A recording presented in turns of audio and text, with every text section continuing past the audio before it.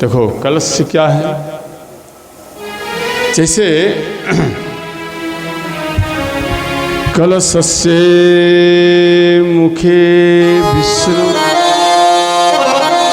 कंठे रुद्र समा। ध्यान देना, कलशस्य मुखे विष्णु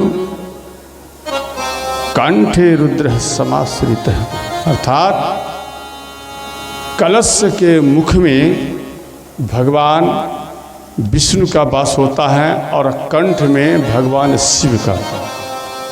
और देखो कलश जो हम लोग बैठाते हैं इनका क्या कारण है, चाहे विश्वकर्मा पूजा करो, सरस्वती पूजा करो, या काली माता का पूजन करो, सत्यनारायण भगवान का पूजन करो, चाहे कोई भी पूजन करो, फिर भी आप कलश क्यों बैठाते हैं, इनका क्या मुख्य कारण है। ध्यान देना मेरी मैया।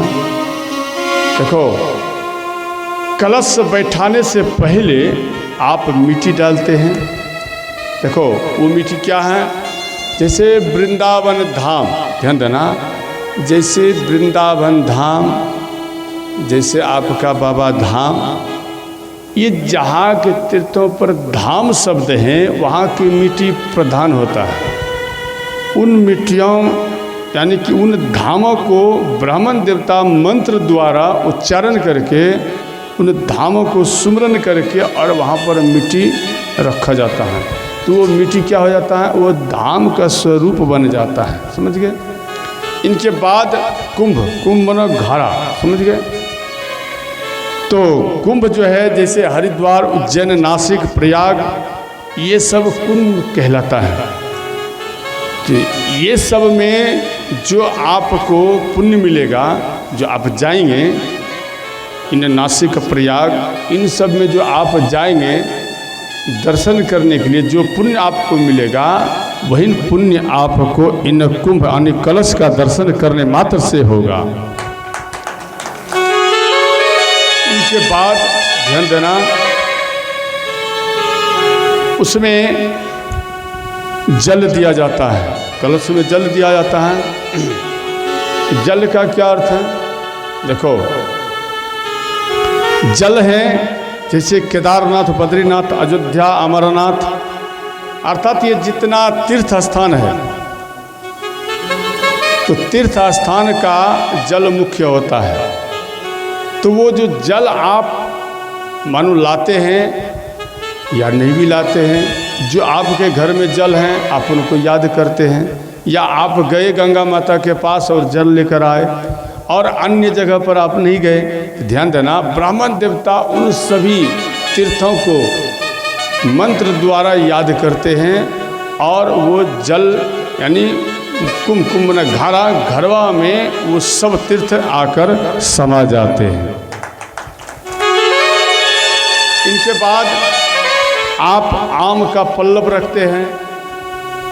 तो आम का पल्लव रखने का क्या उद्देश्य है, क्या कारण है, ध्यान देना। आम का पल्लव रखने का मुख्य कारण है, देखो आम का पल्लव कौन है ये भी पहले जानिए। जैसे नीला और पीला, ये रंग नीला और रंग पीला, इन दोनों को आप मिला दें। जब आप इन दोनों को मिला देंगे, इनको मिश्रण कर दोगे तो वो बन जाएगा हरा, समझ गए। अर्थात नीलवर्ण भगवान शिव है और पीतवर्ण माता पार्वती, ध्यान देना। नीलवर्ण भगवान श्री कृष्ण है और पीतवर्ण राधा रानी सरकार। प्रभु श्री राम नीलवर्ण है और माता सीता पीतवर्ण है, समझ गए।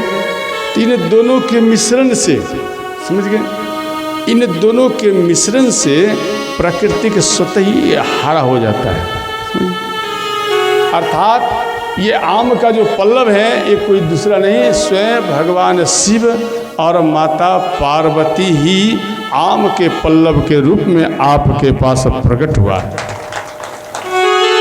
जैसे ये गन्ना का खेती या मक्का का खेती या धान का खेती, या आप हरा सब्जी जो पाते हैं, ध्यान देना, ये हरा सब्जी जो पाते हैं, कंदमूल, फल इत्यादि सब, तो याद रखना वो कोई दूसरा नहीं है, वो स्वयं आपके शरीर को पुष्ट करने के लिए भगवान सीताराम वो रूप धारण करके आपके फल के रूप में पर्याप्त हो जाता है। और इनके बाद दिया गया है जे नारियल। आप नारियल रखते हो कलश के ऊपर। नारियल रखने का क्या उद्देश्य है? देखो, नारियल को श्री फल माना गया है और नारियल ये श्री फल है। श्री का अर्थ है सौंदर्य, ज्ञान, विद्या, धन, ये सब बढ़ता है। समझ गए? एक बार माता पार्वती, ध्यान देना, एक बार माता पार्वती स्नान कर रही थी, तो स्नान करने के बाद थोड़ा आदि शक्ति जगदम्बा को याद की।